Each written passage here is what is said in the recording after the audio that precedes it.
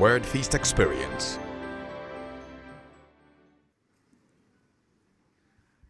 I would begin by recognizing that the first act of God in his relationship with us is an act of grace. That's the first thing, because by all standards, the disobedience of the first man had brought the rest men under condemnation. I want you to see the acts of the first man brings the rest men under condemnation. Now, this is now to say that the man that had been brought under condemnation is not in a position of relationship with the divine deity. The divine deity is the one that had been offended. And so now I'm talking about the first man, had been brought permanently under the situation where it is impossible to ever be a son of God. Notice that for whatever God does, he has reason for whatever he does. God does not do anything at all in the world without a reason. That is to say, reason is simply a purpose for which a thing is made. And this is the thing about purpose. The moment purpose is not understood, abuse is going to happen. Yes, the moment the purpose of a thing is not understood, it is going to be abused. Now, abuse does not mean using the wrong way. Abuse simply means abnormal usage.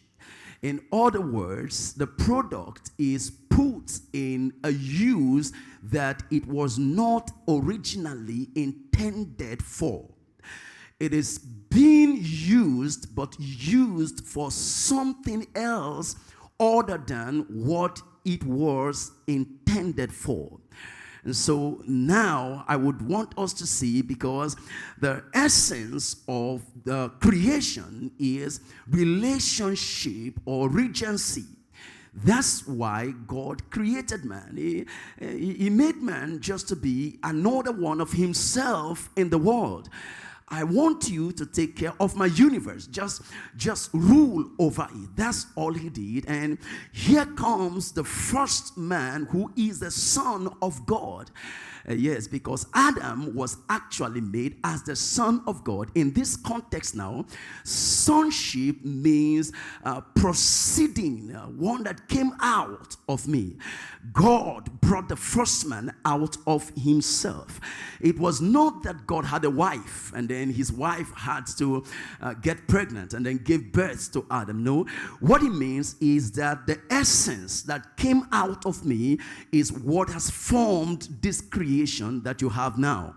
And so it is on this note that the first man is the Son of God. In the narrative of Matthew chapter 4, Satan meets Jesus and he says to Jesus, if you are the Son of God, I want you to turn these stones to become bread. If you are the Son of God. In other words, it begins with a statement like there had been a previous argument somewhere. If you are the Son of God, I want you to prove it to me, because the first Son of God that I knew was Adam, and I have dealt with him already. And so now you claim that you are the Son of God, but Jesus knew better. You have nothing to prove to anybody. You just have a life to live. I want you to see now, because in the state of the first man, it is impossible, because he had disobeyed the one who created him and gave him the instruction. I have learned in my life that no matter what is involved and no matter who is involved, when God speaks to you, be sure you do whatever he tells you. Yes, be sure. Nothing in the world is worth disobeying an instruction from God. Not even your job, not even your spouse, your relationship, nothing in the world. First man listened to his wife. He was in love. He was in love until he could disobey the God that made him out of his love. I don't love you that much. I don't love you that that much. When it has to do with God, nobody is there. I have to please him first before I think about anybody else. Is there anyone like that in this house? Yes, when it has to do with God, keep love aside and just live for him. His wife, according to the Bible, was the one who told him, who initiated the process. And then why don't you just eat this thing and let's just get better and get wiser. Whatever God has made out of your life is the best that you need in your life. Yes, you need to know that. And then he listens to his wife. And I'm not particular about husband and wife relationship in this matter, but I don't think I love you enough to disobey the God that has called me. I don't think I love you to that point. So he listens and he's like, oh, show me you love me. And if you really love me, why don't you just eat this fruit and we can get better? And in a bid to show her he loved her, he just ate it. And then that's the beginning of the trouble for the human race. You might be obeying someone at the expense of your divine destiny. You don't have to do that at all. What God can make out of your life would always be better than what anyone can make out of your life. You need to take notice of that. And so it is now impossible because disobedience have brought in sin and death. That's all it brings, just sin and death. And that's what the human race now had become formed of. It is characteristic of the human race now. Everyone born in the nature of Adam had fallen into, had developed this gene of death and sin. So sin and death reigned over all of humanity.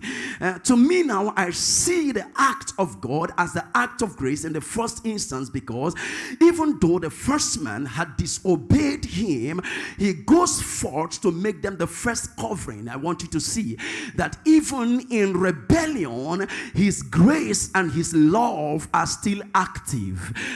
Hear me and hear me well. There is nothing anybody does that makes God turn away his face from them. Even the worst of sinners, his arms are still wide open to just want you to turn back and come back to him. It was Jesus that I heard Jesus when he said, come unto me, all ye that labor, everybody, I would give you rest. He does not say I would give you work. The church would give you work. Religion would give you work. Tradition would give you work. But Jesus, he gives us rest. Can you say, I have rest? Notice now that the situation is that man had become unacceptable in his mind to God, but in the heart of God, there is still the room and the provision for him to come back to God. And so man begins to struggle in order to satisfy the demands of God, or satisfy the demands of God by himself. The next thing that I get involved in as a man is human effort in order to please God. Many times we talk about religion, and the church says we are not religious, we are not traditional, we are not this, and we are not that. And the question is, what exactly is religion? That's why we say Christianity is not a religion, and I would like you to understand this. A religion is the effort of man in order to get the approval of deity. Yes, that's what religion is. What I have to do in order to get the approval of the Almighty, what I have to do in order to be acceptable unto God, what I have to do in order for him to show me favor, what I have to do, everything I have to do. You could be doing the right thing, but it is a religious practice when you do it with the mentality that if I don't do this, I will not be acceptable to God. There is nothing you need to do particularly in order for God to accept you, because God commended his love toward us in that while we were yet sinners, Christ died for us. Is there anybody in this house this morning? I want you now to see, and so the effort of man begins. Sacrifices, the wastage, the effort, the strength. I have to run so hard. I have to obey all of these rules, and I have to keep the law. I have issues with the law because the church have so dwelt on the laws and the commandments of Moses and all of that, as though the law was never meant for you in the first place. And I want you to get that the law was meant for a set of people that were coming out of the land of Egypt. I want you to see, because they had lived in Egypt for over 400 years and they become so Egyptianized in their minds. Everything they did was Egyptian. Everywhere they spoke Egyptian, they acted Egyptian, they thought Egyptian. And God was saying, I want to take you into a new land that is flowing with milk and honey, and I don't want you to carry your Egyptian nature into this land. And so I have to give you a law in order to wash off Egyptianism from you. And so if you keep these laws, by the time you come into the land of Canaan, you would not be acting like the Egyptians. And so he gives Moses 10 commandments. It is funny how some Christians today are still reading the 10 commandments and they're still obeying the 10 commandments. The only person that carries the 10 commandments about is Satan the devil. Yes, because he's the one that uses the law against you. It was not just 10 commandments. By the time we break up the law and the ordinances and everything that came with it, we would have about 630 of those laws and ordinances and principles and whatever you have to obey. I don't know if there is anyone in church today that can keep 600 laws for the days of your life. What I don't like about the law is that the problem is that when you default in one, you are guilty of all the laws. I don't know how you could have lived your life right now. And so they come out of Egypt with that law, and God begins to speak to them. Thou shalt do this and thou shalt not do this. And they are still unable to keep that law. The effort is on. And sacrifice the bulls and sacrifice the rams and sacrifice this and sacrifice the other. And whatever you have to do, just do it. Just sacrifice it and pull it up. And everything that you have to do, just see what you can do for yourself. I want you to see now that in the house of God, he deals with us and relates with us in ways that are okay with us, in ways that we can cope with. You can come on.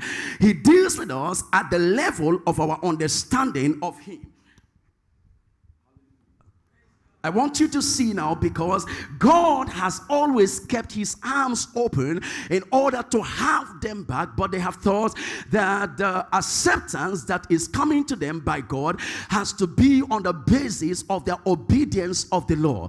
And so the struggle begins. The effort is on. I try to do this in order to get his approval. The more I try to do whatever I have to do in order to get his approval, the more I am distancing myself from him. And so by the works of righteousness, no man is acceptable unto God. The issue is not that man is not doing the right thing. The issue is that nothing is right outside Christ. That's where I want us to see now. Nothing is right in the sight of the Father outside that which comes through Christ. So when my righteousness is outside of Christ, it is good, but it is as a filthy rag before him. I want us to see now. The simple reason is because it is outside of Christ. I don't know how much of effort you would have made in order to be acceptable to God, but the God I serve is a God of love. Yes, he initiates a process of love, and here now Romans begins to declare and say there are things that are impossible for the law to do or to bring about for us. And some of those things that are impossible for the law to bring about to us is acceptance toward God. And no matter how I try, my works are reasons why I would not be acceptable unto God. No matter how I try to do it, the more I try to do it, the more I'm distanced from God. And so now he stretches out his hands.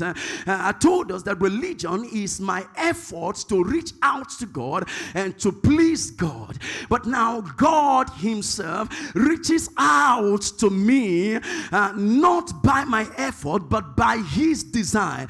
Yes, for God, the word of God became flesh and came down to us. That's what Christianity is. It is not my effort to reach out to God. It is God's effort to reach down to me. All the religions of the world, the practitioners of those religions of the world are the ones who make the effort to reach out to their deity. But in Christianity, it is my God that reached out to me and reached down to me, and all I have to do is receive. Yes, I have to receive what he reached down with me. Am I communicating in this house this morning? I want us to see this, because when I trusted in the Lord, there were things that the law could not do for me. When I believed that my obedience of the law was going to bring me into the place of acceptance, I just keep failing and failing and failing. If you depend on your ability and the provisions of the law, there is no way you would not keep stumbling and stumbling and stumbling. Am I talking to you here this morning? The grace of God. Can you lift your hand and shout the grace of God? For inquiries, please call +234 8039 571634 +234 8187 188888.